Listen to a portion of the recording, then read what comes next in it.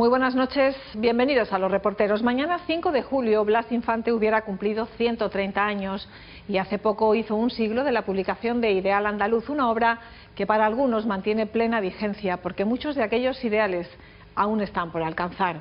Federalista integrador, profundamente pacifista y ecologista, obsesionado por la educación y la cultura de los pueblos, Infante fue un humanista que estuvo muy influenciado por la doctrina georgista, una teoría que cuestionaba la propiedad de la tierra porque dice la naturaleza, la tierra, el sol o el agua deben pertenecer a todos. Su lucha por la igualdad, por los derechos de los más desfavorecidos y contra las injusticias en general acabarían costándole la vida en agosto del 36, sin juicio ni sentencia.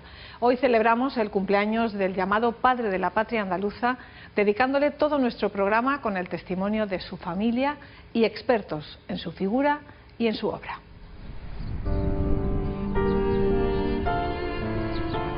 Blas Infante, claro, a todo el mundo le suena. A todo el mundo le suena porque raro es el pueblo andaluz, la ciudad andaluza, que no tiene una plaza, que no tiene un monumento, que no tiene una calle o que no tiene una barriada, ¿no?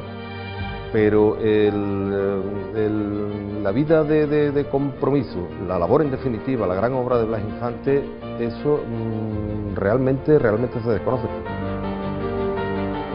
Hoy día estamos reivindicando la mejora de las condiciones laborales de los trabajadores.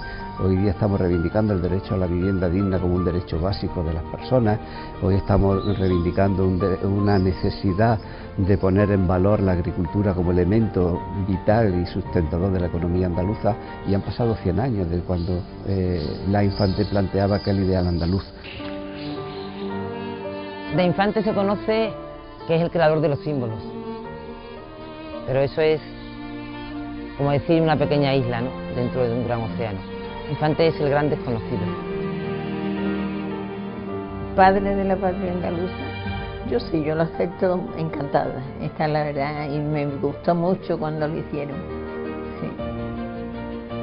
Yo quiero ser siempre muy neutral.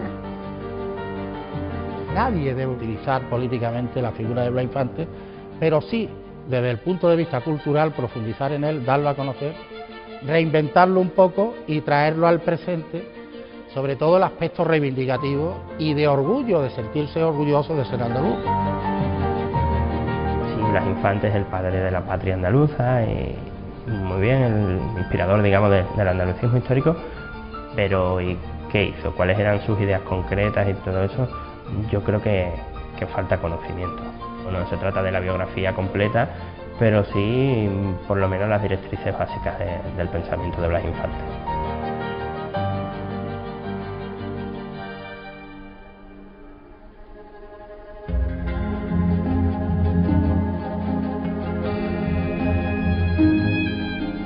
Allá en mi sierra de Casares, durante los crepúsculos infalibles, contemplaba yo a los campesinos caminando a lo largo de sendas pedregosas, después del trabajo agobiante, de sol a sol, empapados por el sudor en verano y por la lluvia en invierno. Me imagino una casa en la cual la familia viviría aquí, pero que no habría mucha vecindad, porque en Casares la gente vivía sobre todo en el campo y muy poca gente tenía la opción de vivir en el pueblo. Entonces a lo mejor el momento de más trasiego era el momento en el cual los jornaleros tenían que ir a la plaza del pueblo, porque por las mañanas pues temprano decidían quiénes iban a ser los que iban a trabajar, y los niños por desgracia tienen que trabajar en el campo, con lo cual pues tampoco se escucharían muchos niños. Blas Infante tuvo una infancia así un poco señalada por eso, por la pobreza que había en el pueblo. Su padre trabajaba en el juzgado municipal, era secretario del juzgado de aquí de Casares, y su padre, la influencia que tuvo fue enseguida muy rápida, porque su padre se lo llevó a trabajar con él cuando terminó el bachillerato. Le inculcó el tener que trabajar para ayudar a la economía familiar, porque aunque no nos olvidemos, eran de familia acomodada, pues su padre le inculcó desde el minuto uno que había que ayudar a la economía familiar. Mi madre y él eran primos hermanos, por la parte de Pérez de Vargas, por la madre de Blas Infante, y mi abuela eran hermanas. Mi madre contaba de que era muy buena persona, de que mi bisabuelo, que era el dueño de la casa esta donde nació él, pues lo quería mucho porque traía muy buenas notas, y le ayudaba a que continuara con su carrera. Él se juntaba con todas las personas humildes, con todos los obreros del campo. Esas eran sus amistades aquí. Para él, en el momento de más alegría, yo creo que se lo dio Casares. Él en Casares era feliz, con su madre aquí era feliz. De hecho, siempre que podía venía aquí o a ver a su madre, y cuando ya su madre se marchó con él, a traerla aquí de vacaciones. Él adoraba Casares, y se ve Casares y se ve que hay algo muy especialísimo, pero no es un pueblo como todo, algo tiene, pero entonces no, en Casares no había las carreteras que hay ahora. Nosotros subíamos y él que nos llevaba a verlo, ¿no? En mulo, en burro, en caballo, así. Y contaba a mi madre también que todo el que venía de Casares, que venían estudiantes, que venían todas estas personas, pues se los llevaba a casa a comer. Sí. Y comía muy poco. Y no consentía, porque en mi casa había una piscina para los patos, había patos y había gallinas. Y allí no se mataba una gallina, ni un pato, ni nada, no consentía. Cuando él tiene la edad del colegio, como aquí en Casares no había colegios como tales, sus padres lo envían a él y a su hermano Ignacio a Archidona. Y allí ya se da cuenta porque a Archidona le pasa igual que a su pueblo Casares. La gente está sumida en la miseria, la gente incluso tiene que mendigar para poder comer. Es una especie de algo que ya ha vivido, de saber que no es solamente su pueblo. Luego va a Málaga capital, también estudia el bachillerato allí, se da cuenta que es una capital de provincia y está todo igual que en su pueblo y que en Archidona. Y ya cuando decide estudiar Derecho en Granada, que va por libre, pues ya es cuando toma la decisión férrea de ayudar a la gente y que su carrera de Derecho va a valer para algo. Casares fue el punto de inflexión en su vida y el que despegó toda su carrera política. Hay que presentar la sumisión y la resignación de los pobres de espíritu, degradados por el temor, como el más bajo de todos los vicios.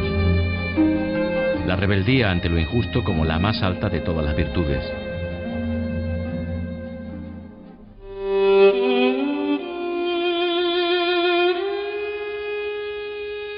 Pues nos encontramos en la puerta de la Giropa, de las Escuelas Pías, allí donde Blas Infante a diario veía cómo los escolapios a los jornaleros con necesidad le daban una comida diaria.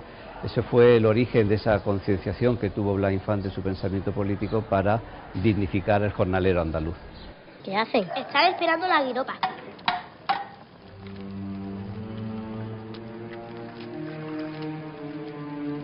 La Archidona de Blas Infante es una Archidona de final del 19, con una clase minoritaria que tenía todo en sus manos, toda la capacidad productiva de la tierra, y una gran masa de jornaleros que no tenían nada, que solamente trabajaban en la época de la recolecta puntual, trabajaban sin ningún tipo de derecho y por tanto de sol a sol, trabajaban de sol a sol con unos salarios míseros y donde prácticamente el resto del año pues estaban dependiendo de la caridad o de la aportación que podían encontrar en un momento dado por otras personas. Sí había, sin embargo, en Archidona, en aquella Archidona, un elemento que creo que también nos ha marcado mucho como pueblo, ¿no? Y es que ya en el siglo XIX, final del siglo XIX, en este centro de los Escolapios, aparte de dar la educación a los niños internos que venían de clases acomodadas de toda Andalucía, pues tenían esa labor de a los hijos de los jornaleros de aquí del pueblo, les enseñaban una educación básica. En el caso de Blas Infante, bueno, pues era uno de los colegiales que en esos momentos en que está aquí, finales del siglo XIX, pues no era barata su enseñanza, estaba un curso en torno a las 500 pesetas, eso era mucho dinero, que es lo que permitía que luego después la totalidad o prácticamente la totalidad de los niños varones de Archidona recibiesen una enseñanza gratuita a nivel primario. Eso lo vivió y yo creo que eso también fue porque le pilló en una época joven donde él compartía las clases con los hijos de esos jornaleros y también veía a los padres de sus compañeros de clase cómo tenían que venir a mendigar una comida diaria en la puerta de la Giropa. Todo eso yo estoy seguro que no pasó desapercibido para Blas Infante, que fue base de ese pensamiento que él tenía, porque para él era muy importante el valor de dignificación del jornalero. Y yo creo que todo eso pudo venir de esa época que pasó aquí en Archidona, donde estuvo palpando día a día la falta de elementos básicos de los jóvenes, de los niños y de los jornaleros andaluces. Él realmente en su vida le va a marcar mucho su estancia en Archidona, ¿no? Entonces, en su casa de Coria, una de las escenas fundamentales que va a tener allí pintada de su estancia en Archidona va a ser la leyenda de la Peña de los Enamorados. Esa leyenda de la Peña de los Enamorados, evidentemente, la conoce él aquí, pero además hay una zona de lo que es el Colegio Escolapio y el Instituto, donde se observa perfectamente esa Peña de los Enamorados, y es un hito que va a tener siempre presente de su paso por Archidona. Y evidentemente Blas Infante, aparte de la figura política, la calidad que tiene como humanista, como gran conocedor de la cultura andalusí, en parte esa influencia va a nacer aquí en Archidona. Vuelve a ser la figura de Blas Infante un ejemplo de ideal, de lucha, de empeño y de resistencia hacia aquí quienes tratan de acabar con los derechos conquistados. Yo creo que tiene un pensamiento plenamente actual. Con motivo del centenario del Estatuto, la Fundación Blas Infante me invitó para que yo diese el discurso de homenaje con motivo de su fusilamiento en la carretera de Carmona. Y yo hice un paralelismo entre lo que es el pensamiento andaluz que hizo Blas Infante, donde se recogía la necesidad del reparto de la tierra para los jornaleros que no tenían medios de subsistencia, la necesidad de la vivienda como un elemento vital para la dignificación de las personas, el concepto de dignificación del trabajador y del jornalero como un elemento de desarrollo y de los territorios. Es decir, son elementos que hoy día tienen plena vigencia. Lo que hay que poner en valor es esa necesidad del concepto de dignidad de la persona, de la dignidad del trabajador como elemento fundamental para desarrollar la sociedad, y sobre todo lo que Blas Infante aportó en ese pensamiento de concienciación de pueblo andaluz, pero una concienciación que no se basaba en rechazar al diferente, sino todo lo contrario. Lo primero que hay que hacer es proporcionar la tierra a los jornaleros, esto es, poner la tierra a disposición de quienes quieran trabajarla, asegurarles su posesión y el goce de las mejoras que en ella se hiciesen, convertirlos en labradores, en granjeros libres de esclavos que son.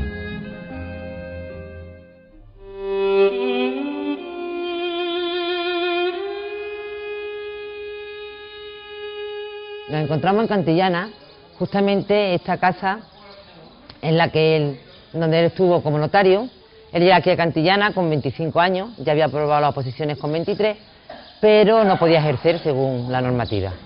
Y esta notaría no solamente él ejerce como notario, sino también como abogado, para aquellas personas que, bueno, su defensa pues, se la pudiera hacer gratis, pues aquí estaba don Blas Infante. Mi madre y mis tías han tenido a bien el decirnos siempre quién era nuestro abuelo, cuál había sido su obra, que había dado su vida por sus ideales. Cantillana tiene el privilegio, desde mi punto de vista, de ser uno de los pueblos que influyó bastante en Infante.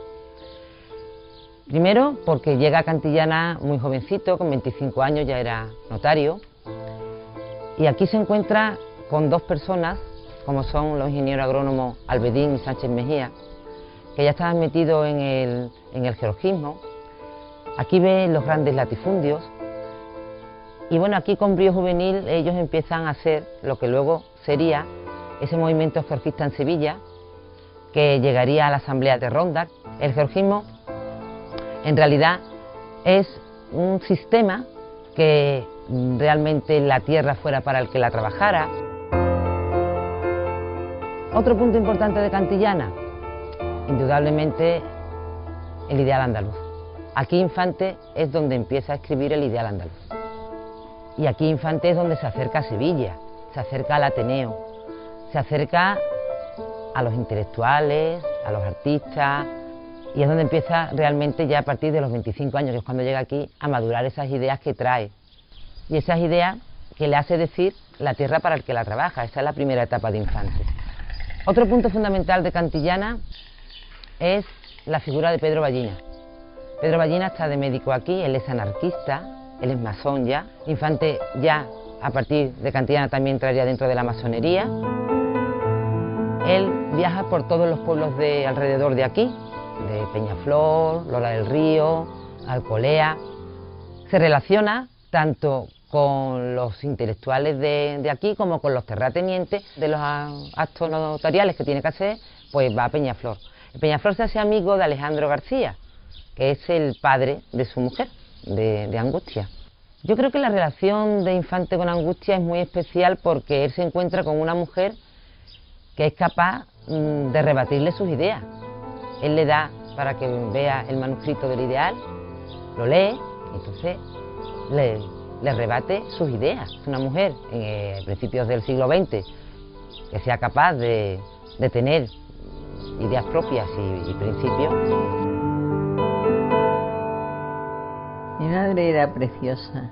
Yo recuerdo todavía vestido de mi madre, porque a él le gustaba mucho le gustaba la mujer muy femenina, y que quería que ella estuviera arreglada y que todas estas cosas. Ella era preciosa. Qué linda era mi madre. Para mí Infante tiene espiritualidad, no tiene religiosidad, es más filosofía, es más ética. Lo que sí es cierto es que su mujer, que es de Acción Católica en su momento, ella es una de las señoritas de Peñaflor, yo creo que el hecho de que se casaran fue eso, el pragmatismo de una junto a la espiritualidad del otro. No es conocido el Infante que tiene relación con la Institución Libre de Enseñanza, no es conocida la amistad de Infante con Juan Ramón Jiménez, no es conocido la labor de investigación que hace del último rey de Sevilla, Almotamí. Es un gran investigador. Tampoco es conocida esa función, para mí, entre comillas, didáctica que tuvo en todos los pueblos en los que él estuvo como notario.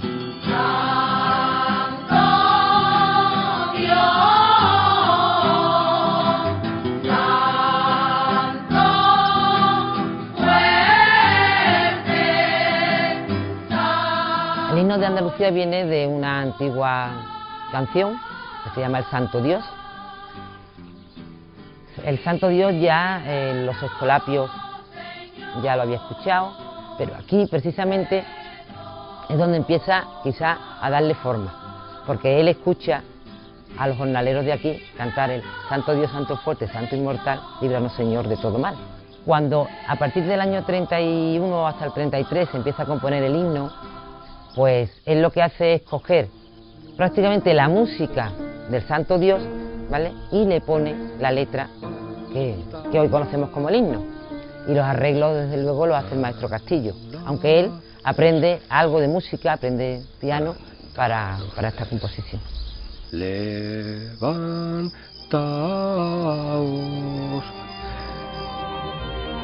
Para mí la política es actividad indeclinable, desinteresada, pedagógica y noble.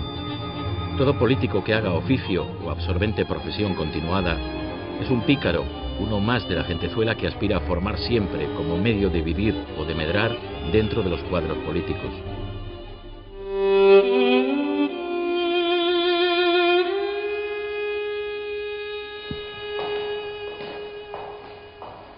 Bueno, estamos en el Círculo de Artistas de Ronda, donde se celebró la Asamblea Andalucista, y esta mesa, precisamente, es la mesa donde Blas Infante pues firma esos símbolos, ¿no?, conjuntamente con los otros dirigentes de esa asamblea, que luego se hace una foto que ha pasado a la historia, es la gran foto de esta asamblea regionalista andaluza del 18 en nuestra ciudad, donde aparece claramente la mesa con Blas Infante en el centro y todos los dirigentes de la asamblea pues tras de él, ¿no? Blas Infante se fija en nuestra ciudad, en Ronda, desde pequeñito, porque él es oriundo, nacido en Casares, que es un pueblo de las estribaciones de la serranía de Ronda, casi pegando a la costa, ¿no? Entonces, para él Ronda siempre fue un referente, porque era la capital de la serranía. Y él pensaba de que Ronda era un símbolo para Andalucía. Blas Infante creó los centros andaluces, que fueron los que tenían ese lema de Andalucía por sí, por España y la humanidad. Ese lema era de los centros andaluces que creó Blas Infante, que luego se convirtieron en la Junta Regionalista. Entonces ellos pensaron que llegó el momento de elaborar un programa andalucista para un futuro gobierno andaluz. Entonces convocan esta primera asamblea andalucista. Ronda es fundamental en ese aspecto, porque en ese congreso andalucista es donde sale este impulso político que ellos querían para Andalucía. Y lo primero que hacen es pues aprobar los símbolos, para que Andalucía tuviera sus propios símbolos y se identificase con ellos, ¿no? Que son la bandera, el lema y el escudo. Estos se aprueban en la Asamblea del 18 y, sin embargo, el himno fue un poco más tarde, en los años 30.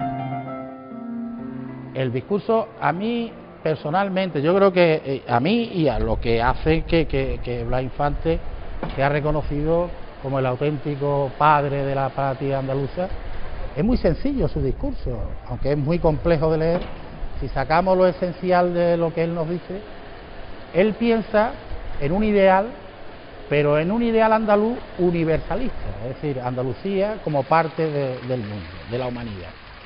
Y que Andalucía, que era un territorio muy contaminado culturalmente y de muchas razas, eso que para algunos puede suponer un hándicap, Blas Infante pensaba que era realmente la riqueza que tenía nuestro pueblo.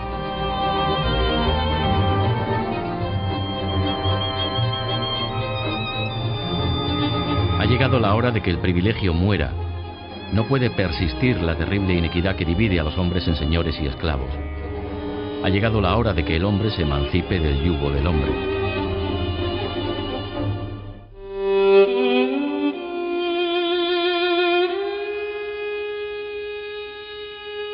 Pues nos encontramos ahora mismo delante de la que fue la vivienda más habitual de la familia Infante en Isla Cristina, cuando a partir del año 23 ya se establece con su esposa Angustias aquí, y aquí nacerán también sus dos hijas mayores, Luisa y María de los Ángeles.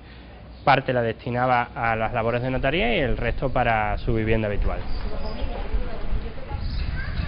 Conservamos, por ejemplo, el casino donde él intervenía en conferencias y hacía su vida social. Conservamos también, bueno, la sede fundacional del Ateneo, inspirado por él. Hay muchos lugares que nos pueden transportar a esa época de los años 20 donde vivió entre nosotros. Un poco después de su llegada a Isla dará Miguel Primo de Rivera el golpe de Estado y clausurarán los centros andaluces, y entonces él como que lleva una vida más íntima, donde se dedica a escribir. Es cuando se dedica más a sus estudios sobre el mundo árabe, ¿no? Y viaja hasta África con el deseo de conocer la tumba del Mutamí. Aquí además se dedica y participa muy activamente en la vida cultural. Escribe en los periódicos locales, las conferencias, organiza el Ateneo de Isla Cristina. Participa, hay un par de homenajes y fiestas a la mujer andaluza. Él actúa de mantenedor en uno de aquellos actos, en el viejo teatro, en el Salón Circo Victoria. Y bueno, es una vida diferente porque las circunstancias de la dictadura pues han truncado los capítulos que se iban dando en el andalucismo, ¿no? Él viene desde bastante lejos, ¿no?, de su anterior destino notarial, y al poco tiempo, como decía, se reúne aquí con su mujer, y al principio están los dos solos hasta el año 1928, 5 años después de esa reunión familiar, que nacerá su primera hija. Verán por fin colmados los deseos de ser padre. Siempre, a través de mi madre y de mis tías, hacían hincapié en que mi abuela decía que los años más felices de su matrimonio fueron en Isla Cristina. En Isla Cristina, entre el año 23 que llega y el 31, que es cuando vuelve a Sevilla con el advenimiento de la República. Fruto de esa felicidad matrimonial y de esa tranquilidad, nacen sus dos primeras hijas en Isla Cristina. Mi tía Luisa, que nace en 1928, murió hace pocos años, y mi madre, que actualmente vive, María Ángeles, que vive en Sevilla. yo lo quería mucho por la forma de él cariñosa que tenía. Parece que lo estoy viendo en la terraza de casa, con un vaso no grande del todo. Y él tomaba las palomitas esas que se hace la niña en el agua y se pone el agua blanca. Pues, y se ponía a pasear con nosotros y a explicarnos cosas del cielo, de las estrellas y todo eso.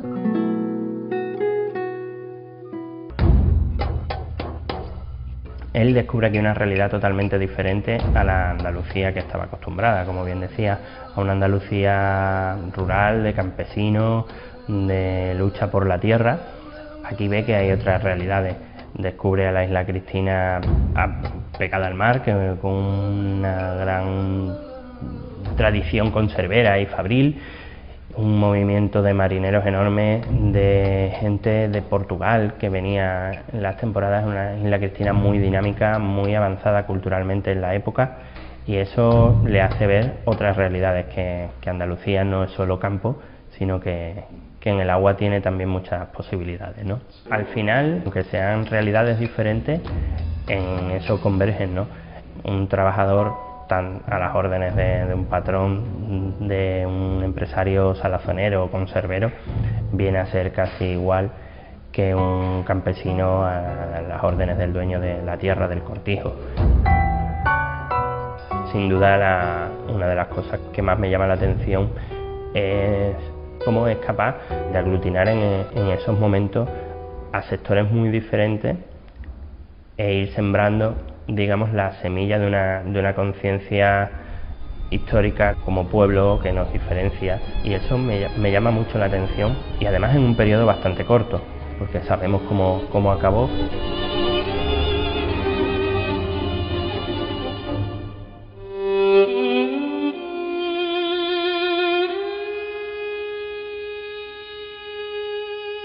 Dar Alfará, Casa de la Alegría, que es como se llama esta casa. Y los 4 nombres de sus hijos aparecen aquí en la entrada de su casa. La cuarta, como era más pequeña, nació aquí en Coria ya, le puso Alegría como la casa.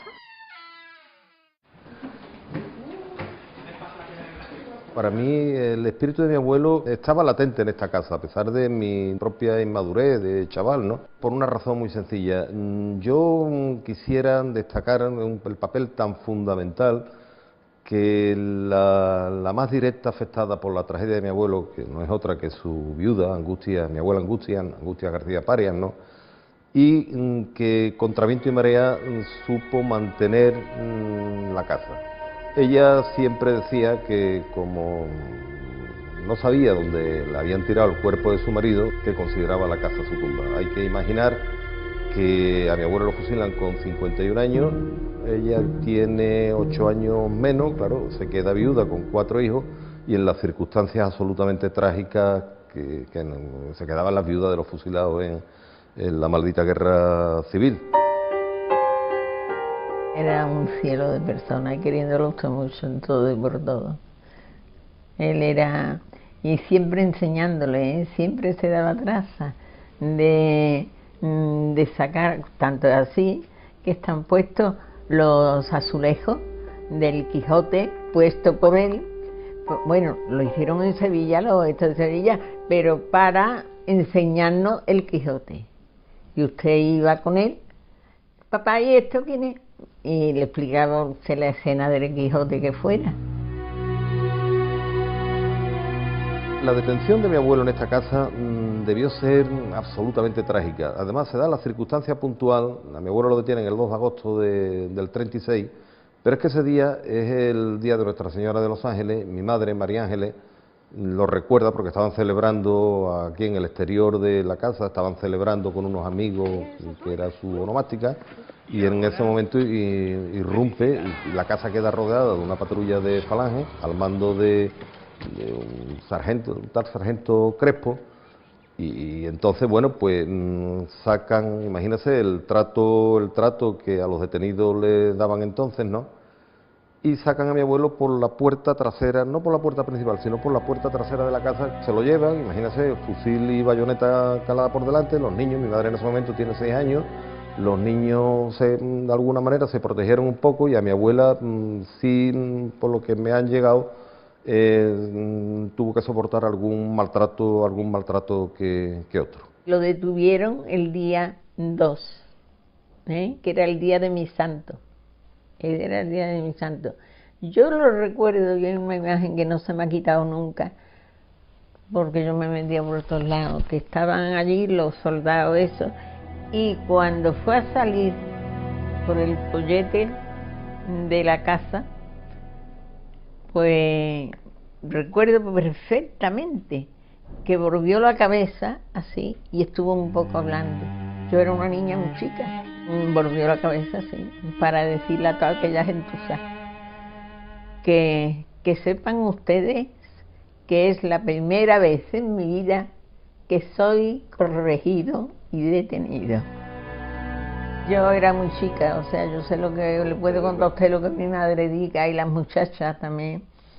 Había una que ha muerto hace poco, muy mayor, Rosario, y era la niñera nuestra. Y cuando lo estaban deteniendo y eso, le dijo: don Blas, ¿quiere usted que le haga un café? Y dice: sí. Dice, y se lo estaba tomando, dice, pero siempre la palabra de Rosario era: pero no tomo más que un buchito. Un buchito, decía, antes de que se lo llevara. Así que hicieron ese regalo. Despídase rápido de su familia y andando. Por las órdenes que traía el sargento Crespo, entendemos que la orden de Sevilla, de la plana mayor de Falange de Sevilla, era que no llegara vivo a Sevilla, que le aplicasen la ley de fuga. Claro, como mi abuela Angustia era sobrina carnal de Pedro Parias, primer gobernador civil de Sevilla nombrado por Queipo, es el propio alcalde de Corial que le dice al sargento Crespo que si sabe del parentesco del detenido con el gobernador civil de Sevilla.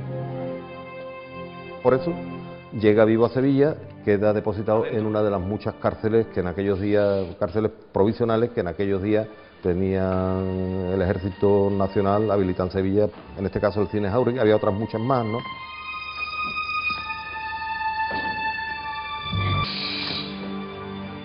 Lo fusilan en la madrugada del 10 al 11 de agosto, en donde anualmente se le tributa el homenaje en el kilómetro 4 de la antigua carretera de Carmona. Está claro que mi abuelo murió gritando 3 veces: ¡Viva Andalucía libre! No nos dijeron que lo habían fusilado en principio, sino que se había ido de viaje a Inglaterra. Y ya poco a poco la pobre de mi madre fue diciendo lo que pasaba. Además allí también iban los amigos de él a casa a visitarla a ella y eso. Y la cosa es que nos lo quitaron. Valiente gentuza.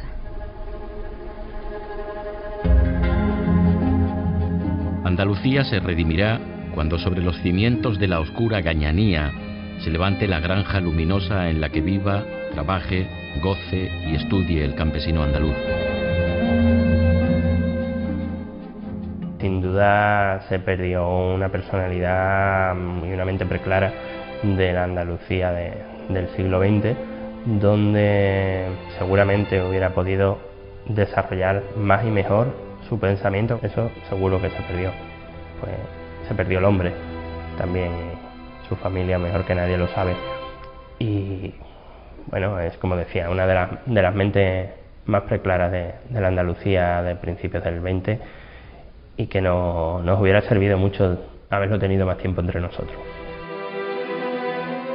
Sí, hay ideas del pensamiento de Blas Infante, de su visión humanista y de su visión de la persona como eje central de cualquier actuación, que son incómodas y que suponen a las administraciones unos retos importantes. Pero bueno, también las sociedades avanzan precisamente por eso, porque hay retos a los que dar respuesta. Y yo creo que sí, que quizás se ha utilizado la idolatría del símbolo de la persona, del estatuto de Blas Infante, de la bandera andaluza, como un parapeto para decir, bueno, ya tenemos la dignificación de nuestra identidad como pueblo, y lo otro, bueno, vamos a irle dando un poquito capote, pero detrás hay todo un pensamiento plenamente actual. Infante fue un hombre humilde, sencillo e humano. Son las tres palabras que creo que mejor caracterizan su personalidad. Él todo lo que quería era la cultura y decía que la cultura, decía, y sobre todo la del campo, la cultura agraria, porque sabía que la riqueza de Andalucía está en el campo. Lo que él quería que la gente supiera leer, supiera escribir. No va, el trozo ese más famoso del ideal andaluz, cuando dice: yo tengo clavada en mi conciencia la visión sombría del jornalero. Yo le he visto pasear su hambre por las calles del pueblo, confundiendo su agonía con la agonía triste de las tardes invernales.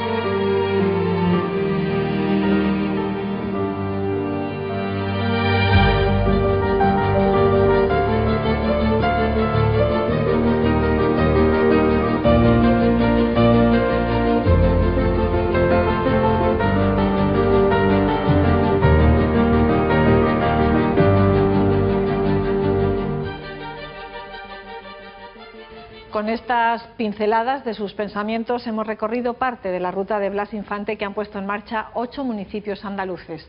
Una buena excusa para visitar esos preciosos pueblos y conocer mejor al filósofo y escritor que hay más allá del símbolo, porque gran parte de la lucha del padre de la patria andaluza aún sigue vigente. Nos vamos, la semana que viene volvemos. Hasta entonces, gracias y muy buenas noches.